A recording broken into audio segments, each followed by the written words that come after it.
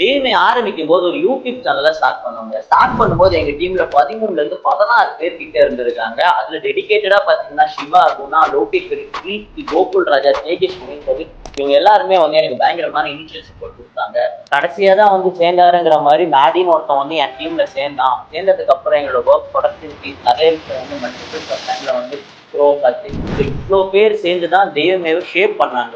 ஒரு சில திருட்டுத்தனமான விஷயம் நான் பண்ணிட்டேங்கிறதுனால தெய்வமேல இருக்க மொத்த பேரும் வந்துப்பா அப்படின்ற மாதிரி சீட்டு வரணும். தெய்வமே அப்படிங்கிற ஒரு விஷயத்த விடாம குடிச்சிட்டு நாங்கிறதுனால வந்து அவங்க எங்கிட்டயே அதை கூப்பிட்டாங்க. நீயே வச்சு என்னமோ பண்ணிட்டு இப்படிதான் ஆக்சுவலா தெய்வமேல நடந்து. நீங்க இல்லாம கண்டிப்பா இது சிவா கிடையாது. இன்னைக்கு டேட்ல வந்து பாத்தீங்கன்னா என் டீம்ல நிறைய பேர் இருக்காங்க. சிவாவை கூப்பிட்டு பவித்ரா இருக்காங்க, கோகுல் ராஜா இருக்காங்க, புதுசா ஜாயின் பண்ண பக்கத்துல இருக்காங்க. நிறைய ஆஸ்பெக்ட்ல தெய்வமே சைனிங் ஆகும். திருப்ப நான் ஒரு விஷயத்த பண்ணணும்னு எனக்கு இன்டிமேட் பண்ணது பாத்தீங்கன்னா அந்த ஒரு வார்த்தை. இவனுக்குலாம் என்ன பிசினஸ பத்தி தெரியும் அப்படின்னு, ஸோ என்ன சொன்னாங்க ஏது பண்ணாங்க அப்படிங்கிறத தெரிஞ்சுக்கணும் அப்படின்னா என் பேஜை ஃபாலோ பண்ண வச்சுக்கோங்க. Thank you all, love you all. நீங்க இல்லாம கண்டிப்பா இது சிவா கிடையாது.